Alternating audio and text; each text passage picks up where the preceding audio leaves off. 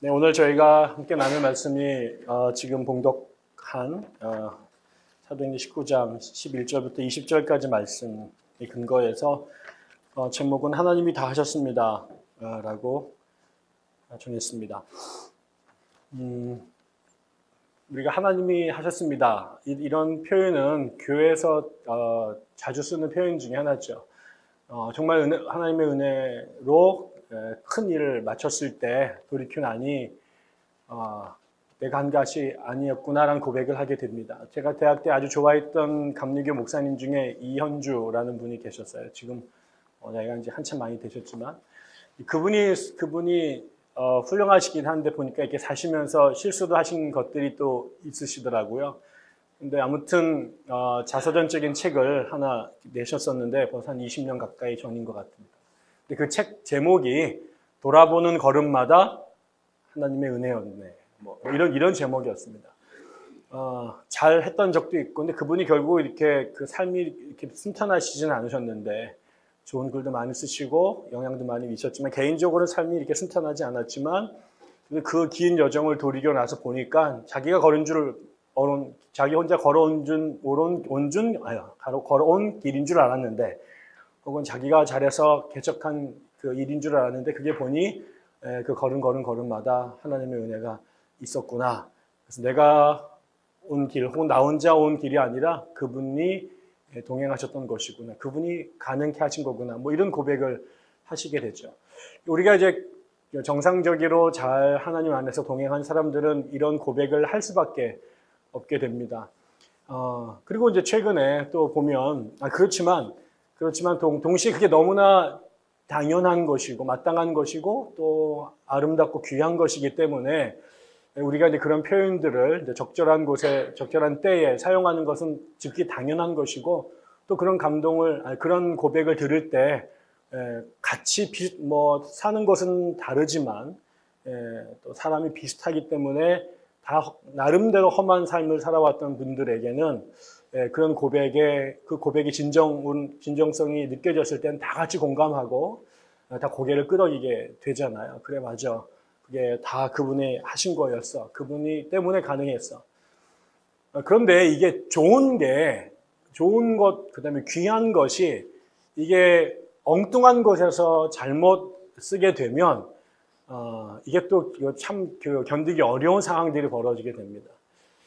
그 말을 해서는 안 되는 사람이 또 그 말을 사용해서는 안 되는 정황에서 좋다고 멋있다고 갖다가 사용하게 됐을 때, 이때는 그야말로 이 희극도 아니고 비극도 아닌 이 두 개가 짬뽕된 참담한 상황이 벌어지게 되는 거죠. 뭐 특정한 교회를 거론하고 싶지는 않습니다만 가까운 곳에 있는 전국적으로 유명한 교회가 하나 있었죠. 지금도 있습니다. 그 교회가 아주 좋은 교회였습니다. 뭐 저는 대학 다닐 때 그 교회 다니는 친구들 되게 부러워했고, 자기네 교회에서 일어나는 한 가지를 저한테 이렇게 들려줄 때마다 저도 저희 모교회를 뛰쳐나와서 그쪽으로 옮길까라는 생각들을 참 많이 했던 대표적인 교회 한 군데 있었습니다. 근데 얼마 전부터 아무튼 그 교회가 굉장히 어려운 일에 한 10년 가까이 이렇게 오게 되고 한국 사회에서 주목받게 되고, 근데 그 교회가 지워지는, 그 교회가 이제 건축을 하는 과정에서 문제가 이제 도드라졌고, 여러 가지 온갖 부정적인 루머들이 들게 되고, 또 많은 교인들이 교회를 나가고, 또 지금도 법정 소송이 진행 중, 이렇게 해서 많은 사람들이 이제 그 교회를 주목하게 되죠. 그렇지 않았으면 그냥 뭐 신경도 안 쓸 교회인데, 아무튼 세상에 너무 많이 그 내부적인 스토리가 알려지게 됐습니다. 근데 아무튼 그 굉장히 많은 반대, 또 비판, 또 그 안에서의 갈등, 이제 그런 것에 무릅쓰고 결국 마지막으로 그 교회가 우뚝하니 아마 노아의 방주보다 더 크지 않을까 싶습니다. 그렇게 큰 교회가 서울의 한복판에 딱 세워졌죠. 그 세워지고 난 다음에 이제 교회가 이제 세리머니를 해야 되니까 교회 바깥에다가 이제 그 큰 플랜카드를 붙였어요. 근데 그 플랜카드에 써 있는 표현이 하나님이 다 하셨습니다. 이렇게 붙인 거죠. 근데 그 얘기를 듣고 모두가 아멘, 할렐루야 한 게 아니라 웃기네, 그런 거였죠, 다. 무슨 일이 벌어졌는지 우리가 다 아는데, 너희들이 시청에다가 얼마나 많은 돈들을 뿌렸는지 우리가 아는데, 그 일들이 얼마나 불법적으로 프로세스가 이루어지는지를 제 사람들이 다 알고 얼마나 많은 교인들이 그 안에서 아파하고 힘들어했는지 우리가 모두가 다 아는데 거기다가 어서 또 주워들은 건 있어서 하나님이 다 하셨습니다. 이렇게 쓴 거죠. 저는 이제 그 상황을 보면서 하나님이 다 하셨습니다라고 하는 우리가 드릴 수 있는 가장 존귀한 고백이 이게 맥락과 정황을 어긋나서 남용될 때 혹은 정말로 미스유즈 될 때 그것이 얼마나 하나님을 부끄럽게 하는 것인지에 대한 저는 그 전에 모든 것들은 다 용서가 됐는데 저는 이거는 용서가 안 되더라고요.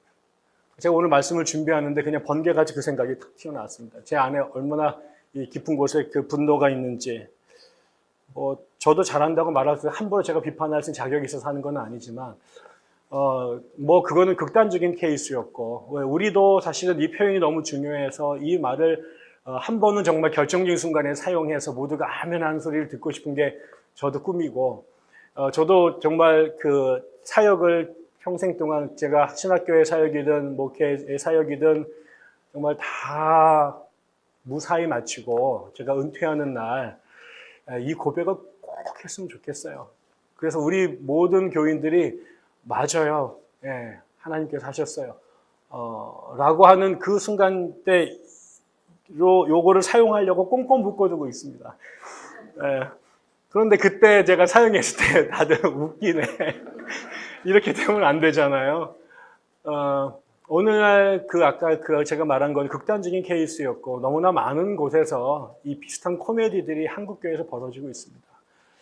제가 그 용담삼을 요즘에 즐겨 쓰는 것 중에 주께서 종말을 예언하시면서 거룩한 곳이 서지 못할 때 서거든 그것이 그의 때가 임박한 줄 알라라고 하는 주의 예언이 있는데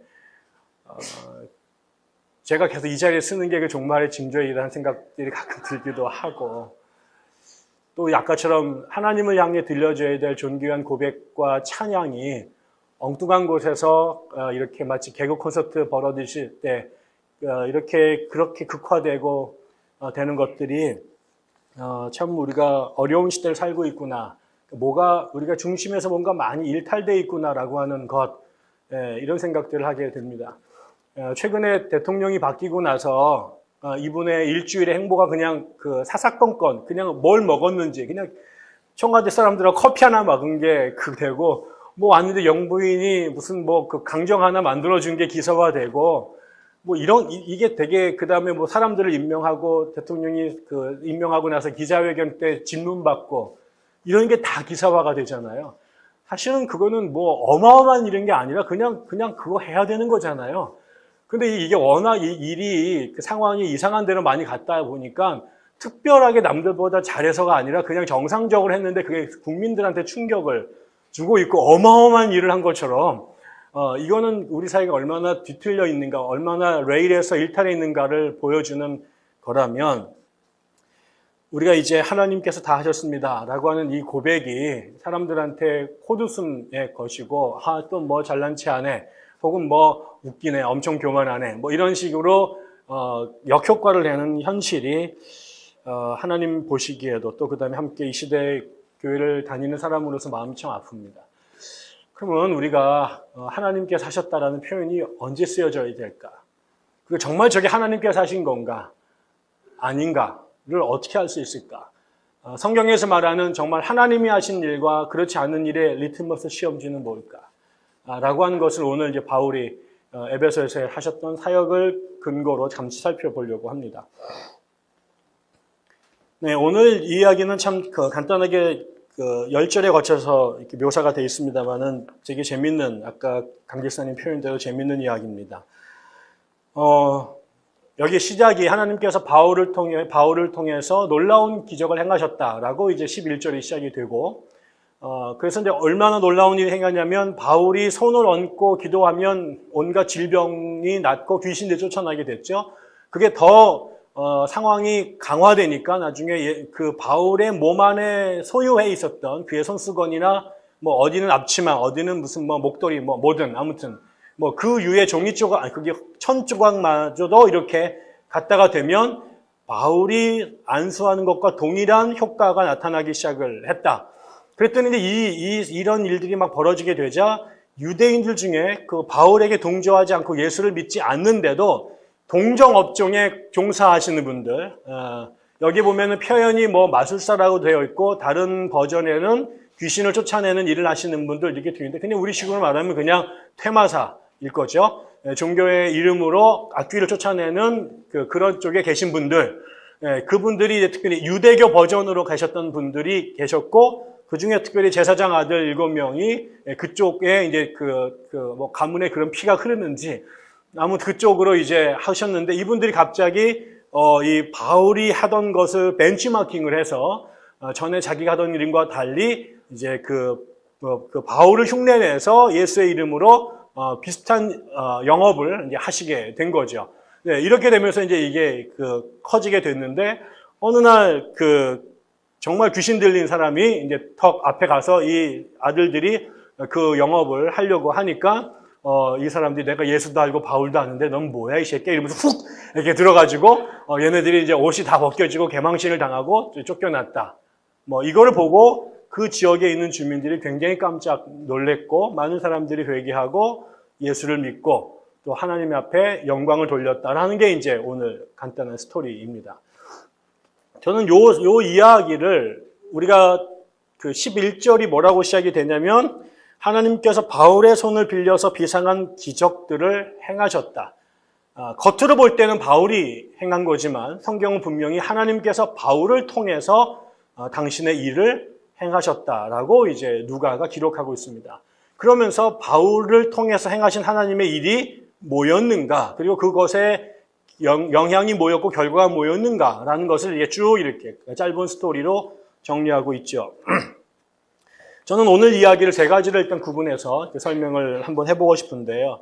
첫째, 우리가 여기 분명히 하나님께서 에베소에 당신의 일을 행하시는 일이 그냥 하나님께서 보이지 않게 행하신 것이 아니라 바울을 통해서 그리고 바울이 소지했던 그 손수건과 그리고 앞치마와 같은 것들을 통해서 귀신을 쫓고 병을 고치셨다라고 하는 것에 주목할 필요가 있습니다.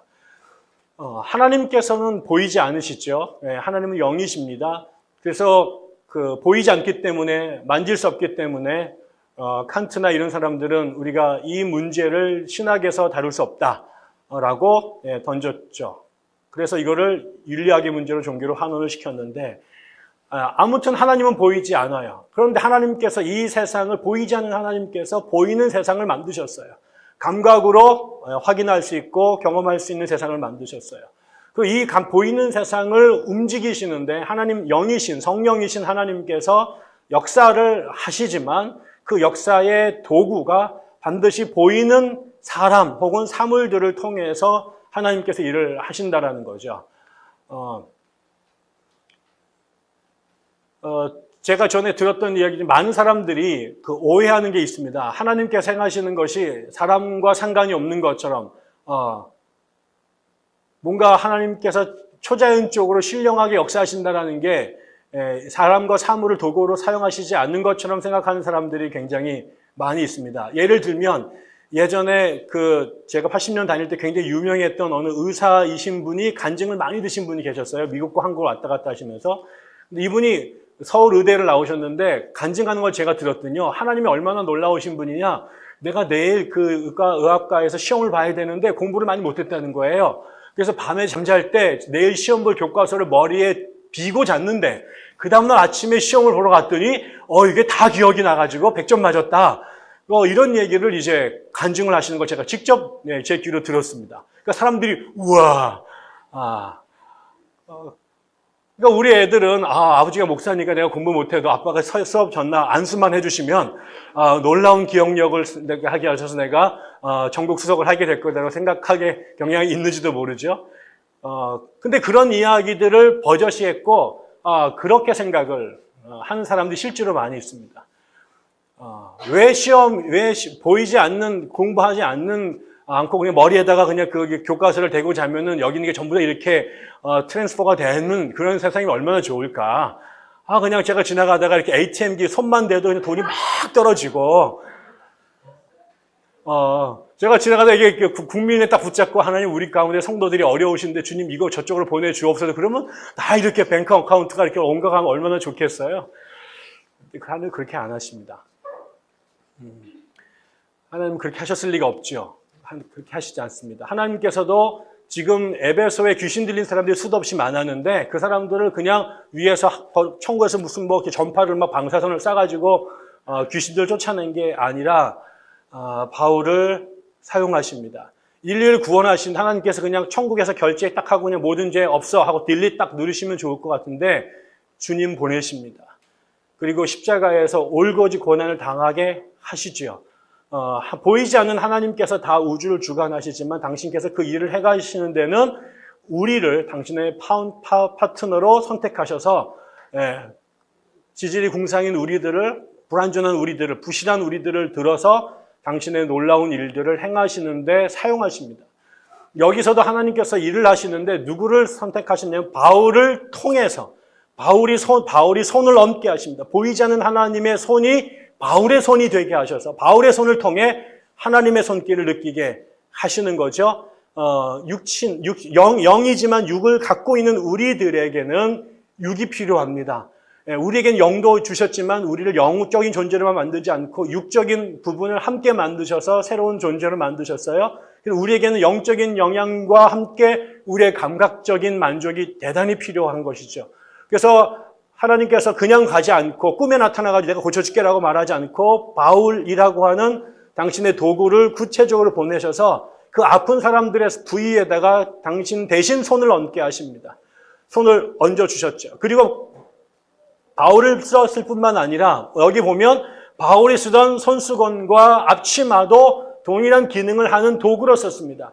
바울이 모든 곳에 갈 수 없으니까 바울의 옆에 있었던 동료들이 자기 동네 아픈 사람들에게 바울을 다 데려갈 수 없어요. 이분은 이게 무소부재, 옴니프렌스 할 수 없었기 때문에 이 자기 바울의 몸매에 있는 이런 조각거리들 가지고 가게 됐죠. 근데 거기서도 그 바울의 것들을 갖다 놨을 때 동일한 역사가 나타났다고 말합니다. 이거는 하나님께서 이 땅에 당신의 일을 하는데 당신의 수적이 될 하나님의 도구가 필요하다라는 거예요. 그래서 하나님께서 그런 사람들 또 이런 도구들이 꼭 필요합니다. 그런데 여기에 동시에 문제의 소지가 있어요. 문제는 하나님께서 모든 사람들을 다 바울로 썼으면 좋겠는데 바울은 하나였거든요.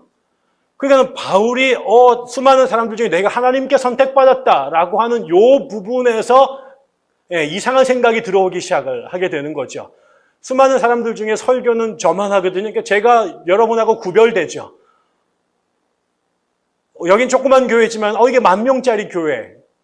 그 다음에 10만 명짜리, 어디는 뭐 70만 명짜리 교회 있으면 그 70대의 일을 뚫고 70만 대 일을 뚫고 그 자리에 있는 게 착각을 들어오기 시작을 하게 되죠. 제가 전에도 말씀을 드렸습니다만 안수받게 되니까 제가 목사 안수를 받으니까 축도권, 그 다음에 성례 집행권, 그 다음에 안수권을 주더라고요. 저는 이렇게 돼서 그 다음에 안수 받았으니까 이렇게 되면 뭐 장풍이 날아가는 줄 알았어요. 내면은 뭐 귀신이 나가는 줄 알았어요. 근데 많은 사람들 그거를 이제 특권으로 갔죠. 그래서 집사님들 안수 못합니다. 장로님들 성례 집행 못합니다. 그 저만 할 수 있어요. 기분 나쁘면은 신학교 가세요. 뭐 이렇게 나가는 거죠.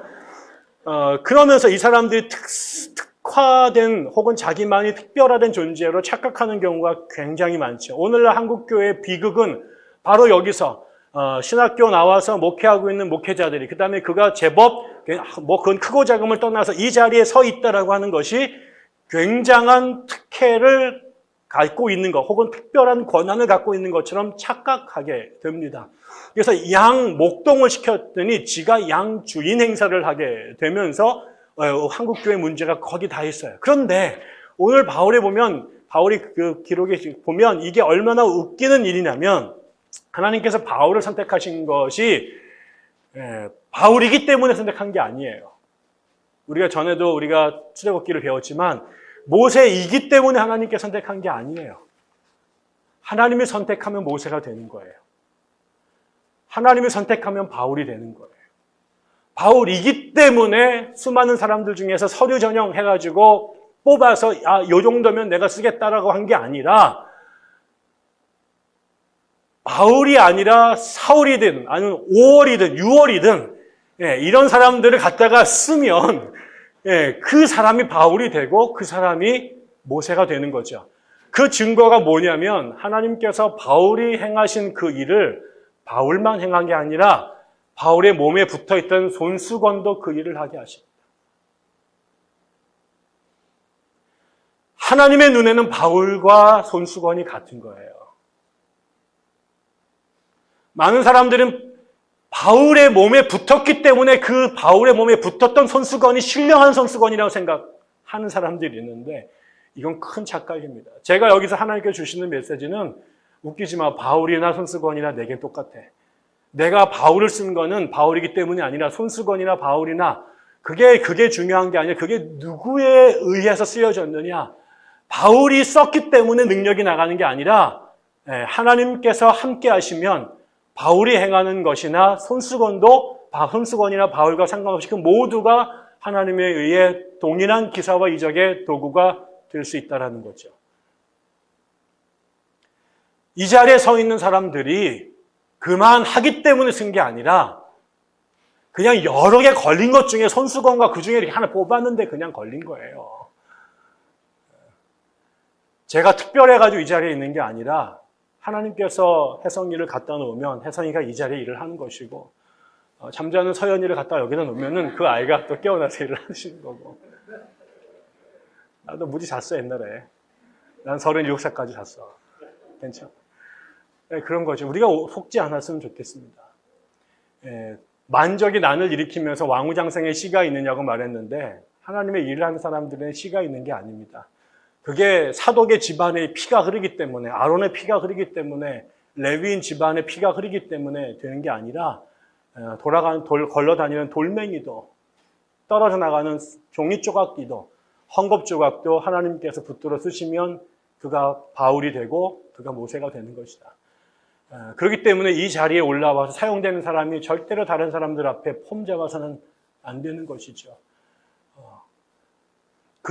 내가 헝겊만도 못한 존재가 이 자리에 쓰고 있다라고 하는 것에 대한 내가 차마 감당할 수 없는 자리에 우리가 쓰여지고 있다라는 것에 대해서 우리가 늘 두려워하고 감사하고 그래서 그 기회를 주신 그분께 두려움과 떨림으로 예배하는 것 그게 우리가 할 수 있는 유일한 반응이죠. 어디다 대고 자기가 어디다 대고 함이 이거는 안 되는 것입니다. 두 번째는 하나님께서 바울을 통해서 그 일을 하자. 바울이 여기 다니면서 나는 하나님의 것 이렇게 말했겠어요? 내 뒤에는 하나님이 계셔 이렇게 안 쓰고 다닙니다. 이렇게 떠들고 다니지 않죠. 바울은 절대로 그렇게 말하지 않았지만 바울이 예수의 이름으로 안수하고 예수의 이름으로 사역을 하자 놀라운 일들이 벌어져요.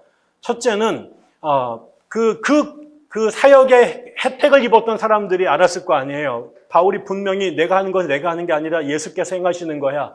그분의 능력으로 내가 세례를 베푸는 것이고 내가 안수하는 거야. 그분의 이름 내가 아니라 그분이야 라고 바울이 끊임없이 얘기합니다. 그래서 그 병을 낳은 사람들은 이 역사가 바울의 역사가 아니라 하나님의 역사라는 것을 알게 됐죠.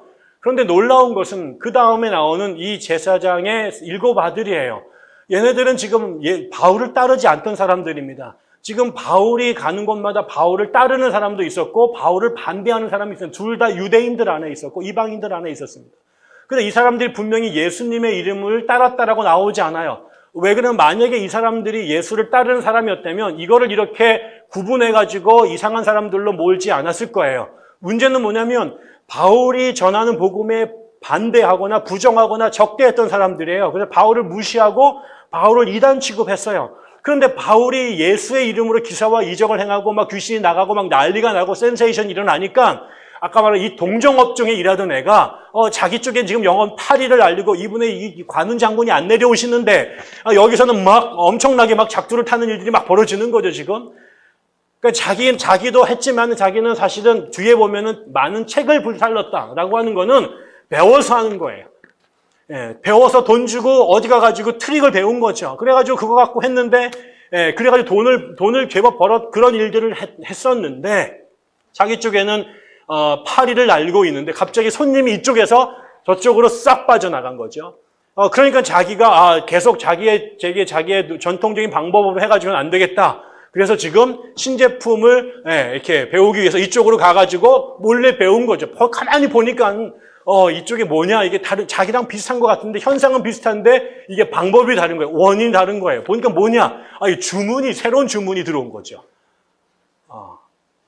막을 아브라카브다브다 이런 게 아니라 이게 보니까 예수의 이름으로 귀신을 쫓는다라는 거를 얘네가 딱 캐치는 거죠.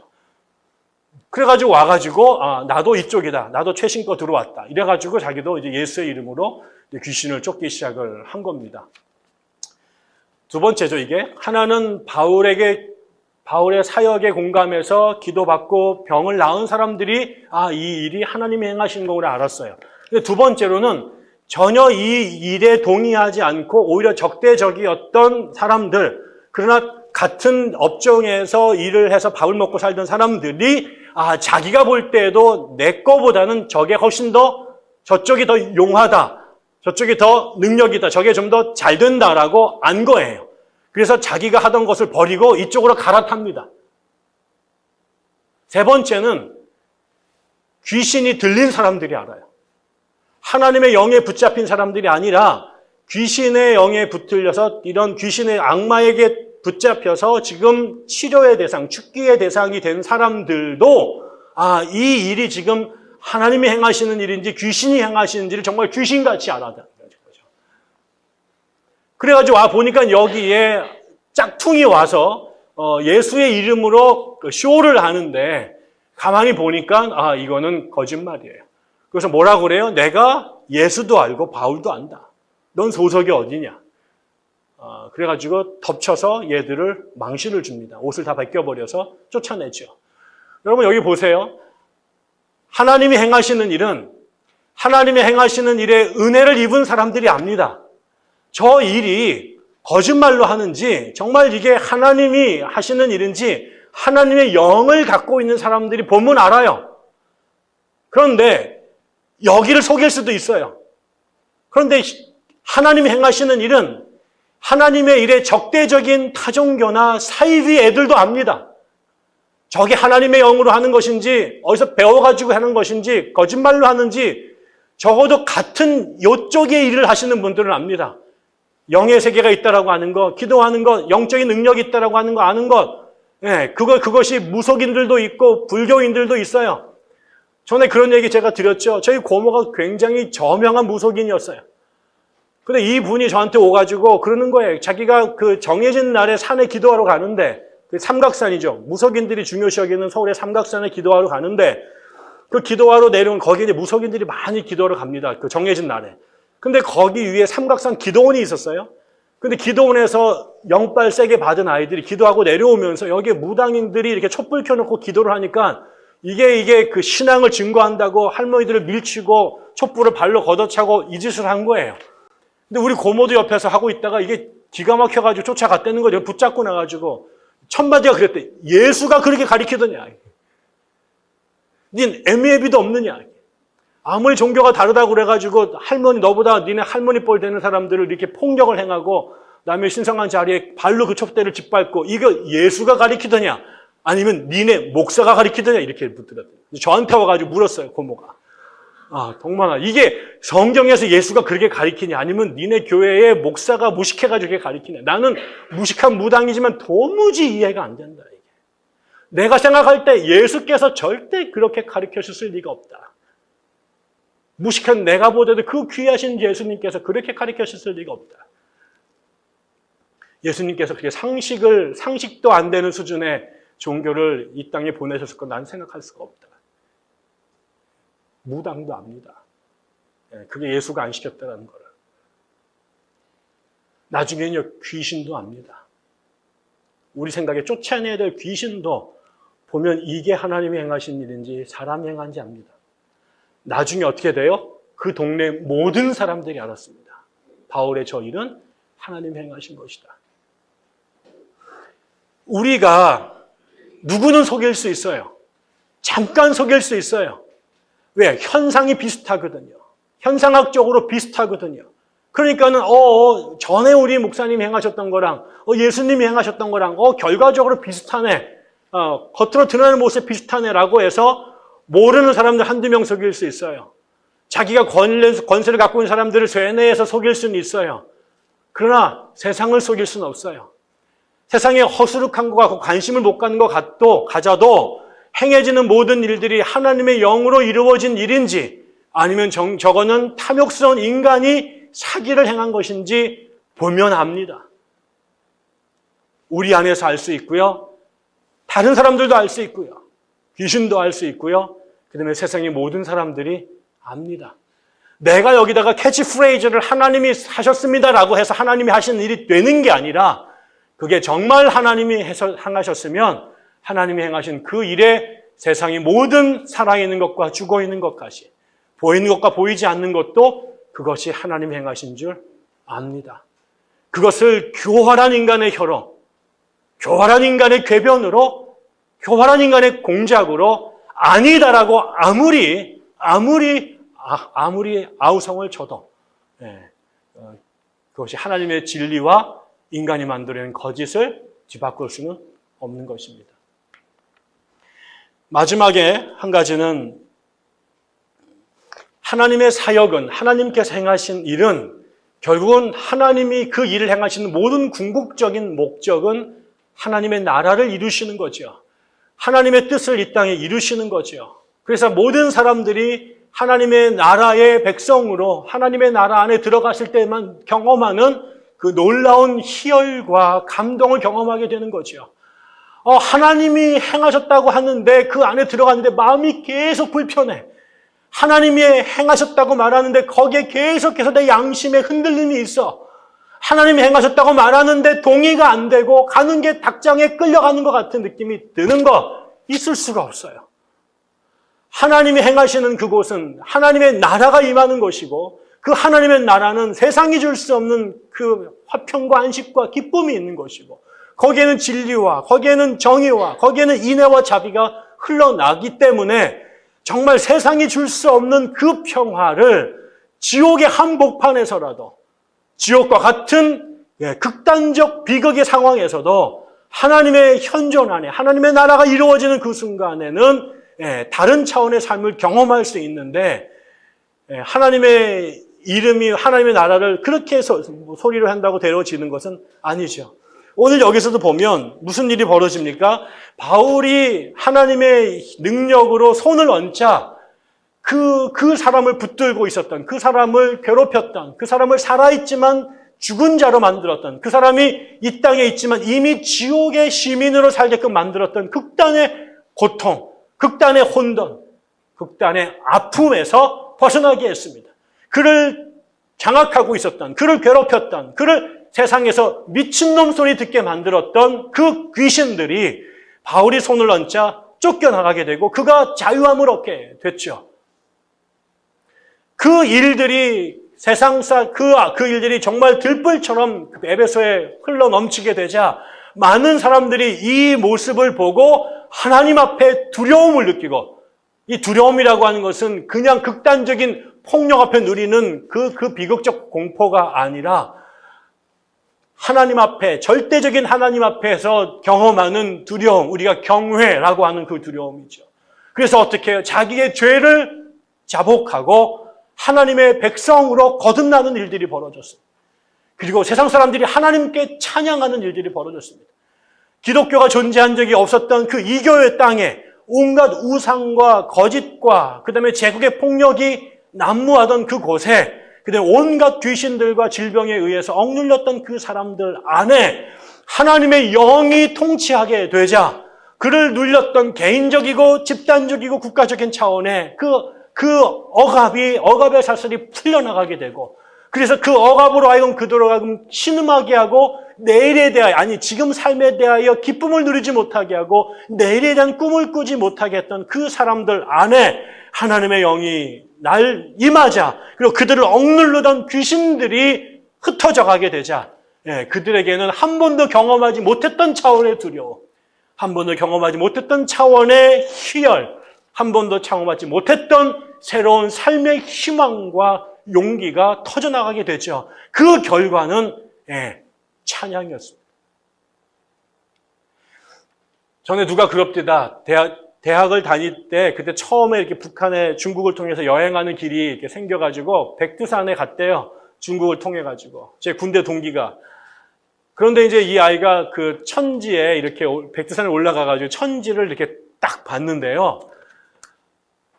자기도 모르게 그냥 무릎이 턱 끊어지면서 신음이 하고 나가더래요.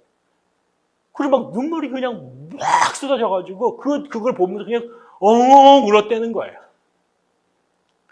제가 또 어느 교회 갔더니 목사님께서 설교를 하시는데, 여러분, 사람이 가장 한 번도 본 적이 없는 가장 큰 충격적인 놀라운 아름다운 상상할 수 없는 것들 넘어서는 경험을 딱 하게 되는 순간에 사람의 가장 자연스러운 반응은 뭐냐? 신음과 탄식이라는 거야. 와, 이거를 갖다가 뭐게 도정환의 시로, 정호승의 시로 읊는 게 아니라 그냥 신음이 터져 나오는 거예요. 탄식이죠. 감탄이죠. 이게 가장 근원적인 인간의 소리입니다. 우리가 벌어지는 우리 삶을 누리고 있을 때 우리를 지배하는 악한 영들이 지배하는 그들의 통치에 하수인의 일을 하는 그 쫄병들이 우리를 때리고 말 못하게 하고 우리를 괴롭힐 때 우리 안에는 분노와 우리 안에는 한과 우리 안에는 절망과 이 증오가 우리 안에 가득 차게 되죠. 그러나 하나님께서 그 귀신들을 우리 안에서 쫓아나게 되는 순간 우리 안에는 한 번도 터져 나온 적이 없었던 감탄의 신음이 터져 나가게 되고 세상에 어떤 것도 경험하게 할 수 없었던 무엇으로도 설명이 불가능한 밑에서부터 이렇게 치밀어 오르는 그 안정감, 그 기쁨감. 그래서 온몸에 퍼지는 하나님이 주시는 미소, 이런 것들이 우리를 감싸게 되는 것이죠. 그러니까 결국은 맨 마지막에 우리가 할 수 있는 것은 그냥 하나님께 찬양하는 거예요. 그냥 찬양하는 거예요. 하나님께서 하셨습니다 라고 하는 이야기는 그 다음에 우리가 고백하게 되는 것이죠. 이 경험을 하게 되니 손수건 같은 내가 하나님의 기사와 이적의 도구로 쓰임을 받고 있어요. 한 번도 내가 사람답게 살 거다라고 생각해 본 적 없고 세상과 비교하면서 내가 갖고 있는 것, 내가 배운 것, 내가 아는 사람들 이런 거 비교해 보면 아무것도 아니거든요. 주변엔 너무너무 잘난 사람들 많고 너무나 탁월한 사람 많고 거기에 나는 끊임없이 내가 나왔던 학교의 가방끈의 길이, 내가 사는 아파트의 평수, 내가 사는 동네의 이름, 내 통장에 들어있는 액수, 내가 몰고 다니는 차의 종류 이런 게 끊임없이 우리들을 다른 사람과 비교해서 그렇기 때문에 네가 있어야 될 것은 성문 바뀌고 저 미치고 한 달에 150만 원 밑으로 받아야 되고 네가 저기서 살아야 되고 네 미래는 그러고 네 자식들도 그 저주의 끈에서 이렇게 살게 되는 것이 되어져 있는 거기에 있는 수많은 사람들에게 다른 사람들이 바울이 아니라 바울의 앞치마도 되지 못할 것 같은 이 사람들이 우리들 대부분인데 그 하나님이 너나 바울이나 내겐 다 똑같아. 바울만이 존귀한 게 아니라 바울의 뒤에 붙어있는 그 코 묻은 휴지 같은 너도 내가 붙잡아서 그 하나님의 거룩한 그 동일한 일에 쓰임받겠다라고 하는 이 경험을 내가 하고 있을 때 내가 지금 그런 존재인데 지금 이렇게 살아가고 있다는 이 사실 자체가 내가 지금 그 하나님의 일에 동참하고 있다는 이 자체가 그야말로 하나님이 하셨습니다라고 고백할 수밖에 없는 것이고 우리들을 뿐만 아니라 우리 주변에 있는 사람들이 나를 통해서 이루어지고 있는 하나님의 일들을 보면서 야 저건 정령 하나님께서 하셨다라고밖에 말할 수가 없다. 예수의 부활을 경험하던 그 백부장이 바위가 터지고 무덤문이 열리고 죽은 자들이 살아나는 경험들을 보면서 이건 정말 진실로 하나님의 아들이었도다 라고 그를 죽였던 로마 병사가 그 고백을 할 수밖에 없는 것처럼 우리가 정녕 하나님의 손안에 붙들려 가고 있다면 우리의 모습 자체가 우리를 지켜보고 있는 사람들 속에 하나님이 너와 함께 하신다. 하나님이 너를 사용하신다. 하나님께서 네 가운데 역사하셨다. 라고밖에 고백할 수 없게 되는 것이고요. 그렇게 벌어지는 그 증거는 누가 선전으로 구호로 외치는 그 이데올로기가 아니라 마치 소수의 돈을 벌기 위해서 수많은 사람들 앞에다 붙어놓고 선동하는 다단계 사업 설명회장의 모습이 아니라 진실로 우리 안에 임상적으로 경험적으로 내가 어디서 뭘 먹고 어떻게 살든 간에 그분이 나를 통해 일하셨을 때 내 안에 세상과 다른 차원의 세상과 다른 경험에 세상에 어떤 것은 설명될 수 없는 정말 하나님이 나와 함께 하셨구나. 하나님이 다 이루셨구나라는 고백을 하게 되는 것이죠. 우리 교회가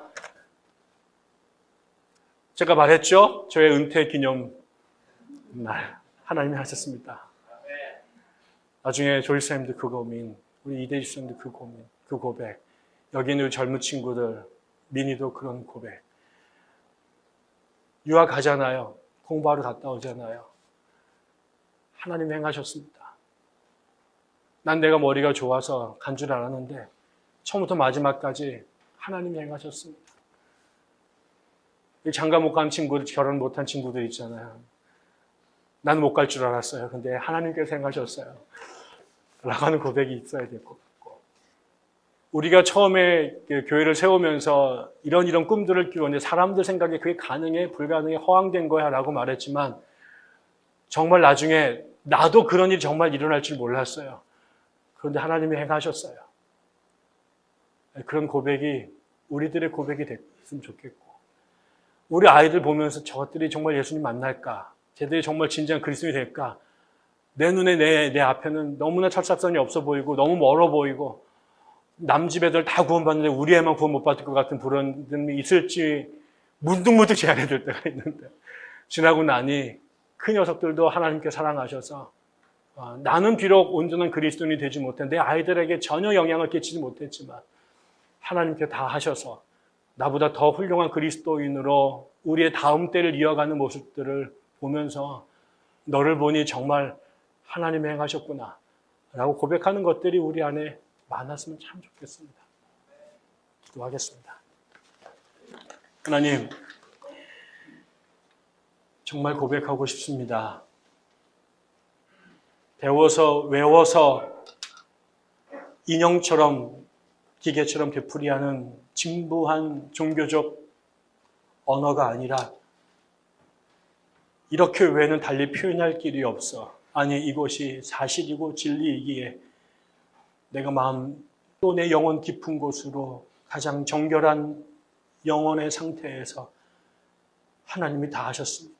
라고 고백하는 우리의 삶이 됐으면 정말 좋겠습니다.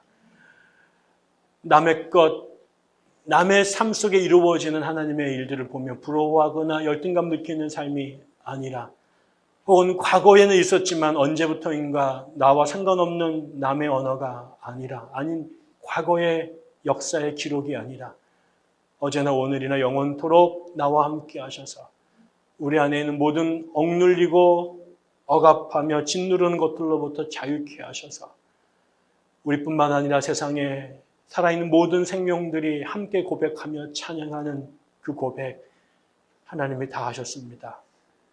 나와 우리의 고백이 되기를 소원합니다. 은혜 허락하여 주옵소서. 예수님 이름으로 기도드립니다. 아멘.